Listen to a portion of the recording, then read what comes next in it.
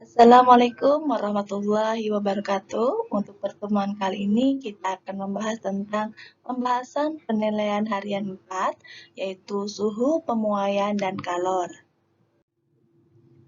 Pertanyaan pertama yaitu termometer Kelvin menunjukkan angka 350 Kelvin, maka pada skala Celcius menunjukkan angka berapa? Ya, berarti diketahui di sini T-nya sama dengan 350 Kelvin, kemudian yang ditanyakan adalah TC. Jadi TC sama dengan T dikurangi 273. Kenapa dikurangi 273? Karena titik terendah dari termometer Kelvin adalah 273. Kemudian masukkan angkanya. T-nya yaitu 350 dikurangi 273 sama dengan 77 derajat Celcius. Maka pada skala Celcius menunjukkan angka 77 derajat Celcius, yaitu yang A. Nomor 2, titik buku air pada sebuah termometer ditandai angka 20 dan titik didih air oleh angka 770.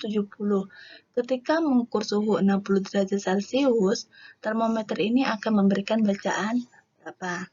Oke, berarti di sini diketahui untuk titik bekunya yaitu XB sama dengan 20, kemudian titik didih air ya berarti kita XA yaitu 170, kemudian mengukur suhu pada 60 derajat Celcius. Kita berarti TY sama dengan 60 derajat Celcius.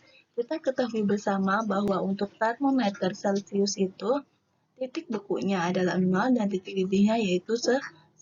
Maka untuk YB sama dengan 0 dan YA sama dengan 100. Kemudian di sini ditanyakan adalah termometer ini memberi bacaan berarti TX. Oke, kita masukkan ke rumus yaitu TX sama dengan TX dikurangi XB dibagi XA dikurangi XB sama dengan TY dikurangi YB dibagi YA dikurangi YB. Nah, masukkan angkanya. TX kurangi 20, tadi XB-nya 20 ya. Kemudian XA atau titik teratas dari termometer X yaitu 170 dikurangi 20 sama dengan TY-nya pada termometer Celcius yaitu 60 derajat Celcius, kemudian titik bawah dari termometer Celcius atau YB sama dengan 0 dibagi titik atas dari termometer Celcius di sini YA yaitu 100 dikurangi 0. Kemudian kita kali silang. Kita kali silang berarti 60 dibagi 100 dikali 150 sama dengan 90. Kemudian yang min 20 itu berpindah ruas ke sebelah kanan jadi plus. Jadi TX sama dengan 110. Jadi termometer ini akan memberi bacaan 110 derajat, yaitu yang B.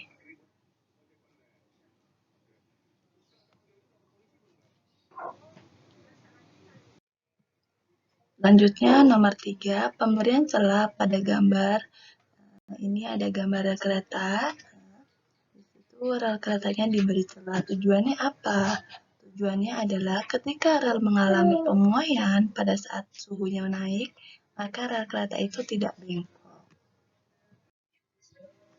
Nomor 4, pada suhu 20 derajat Celcius, berarti di sini T0, kemudian panjang kawat tembaga 10 meter, bila suhunya dinaikkan menjadi 120 derajat Celcius dan angka koefisien muai panjang tembaga yaitu 0,000016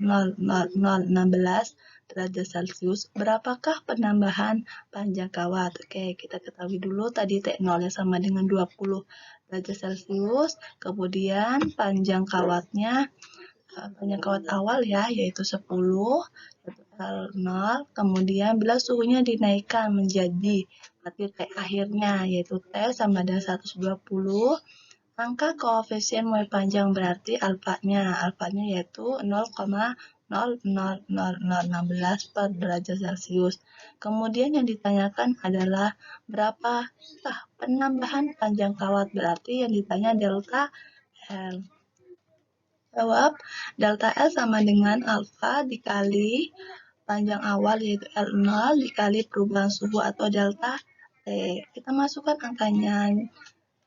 Untuk delta T itu adalah T akhir dikurangi T awal ya. Oke, masukkan angkanya yaitu koefisien pemulai panjang alfa 0,00016 dikali panjang awalnya yaitu 10 dikali T akhir 120 dikurangi awal yaitu 20 sama dengan dari 0,00016 dikali 10 sama dengan 0,00016 dikali 100 dapat dari 120 dikurangi 20 ya, yaitu 100, tinggal dikalikan akhirnya didapatkan hasil 0,016 meter. Kenapa meter? Karena di sini panjang tembaganya yaitu meter. Kalau di pilihan gandanya ABC-nya yaitu cm, maka kita rubah ke cm, yaitu jadi 1,6 cm. Jadi penambahan panjang kawat yaitu 1,6 cm. Jawabannya yang D.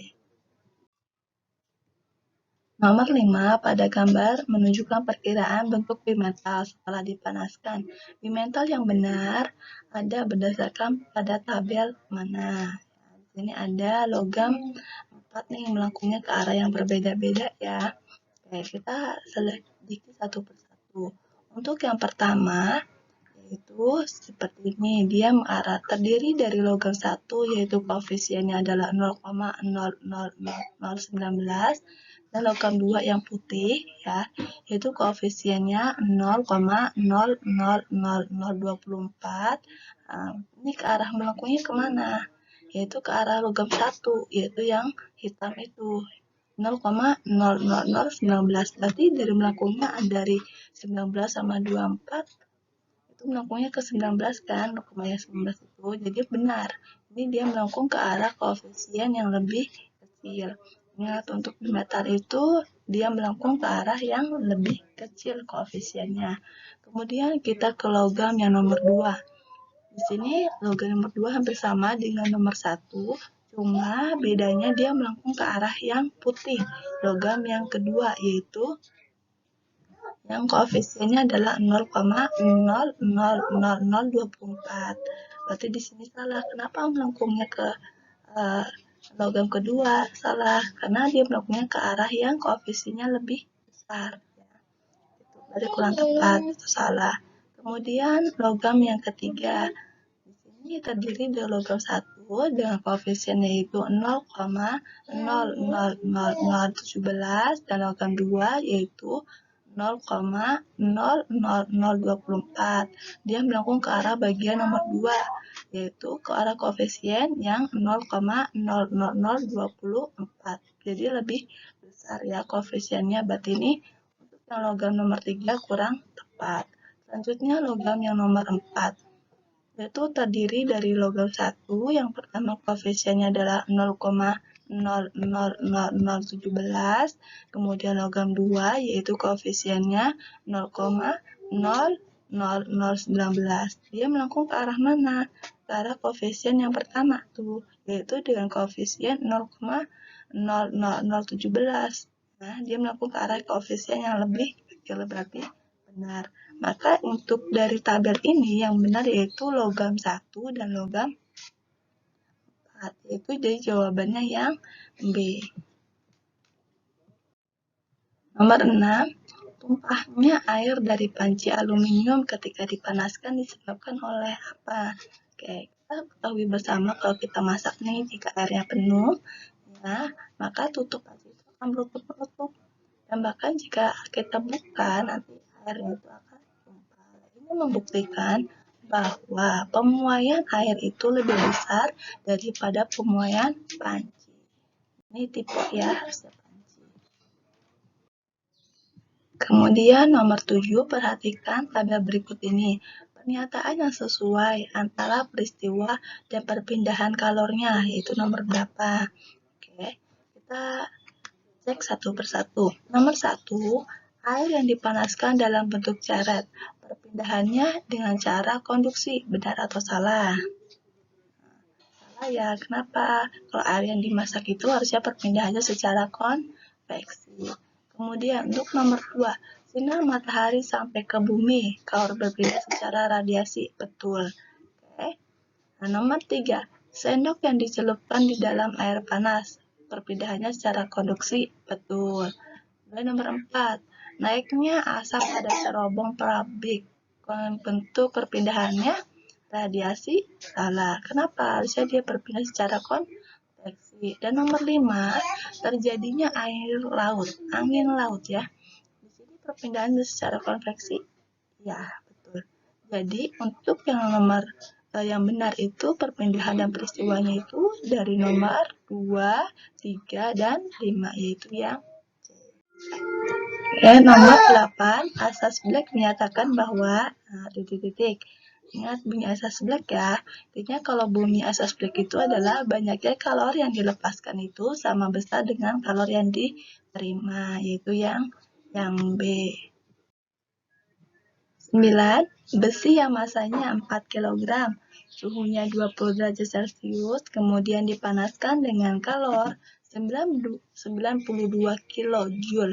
Apabila kalor besi yaitu 460 Joule per kilogram derajat Celcius, maka suhu besi setelah dipanaskan adalah titik-titik. Oke, kita ketahui dulu.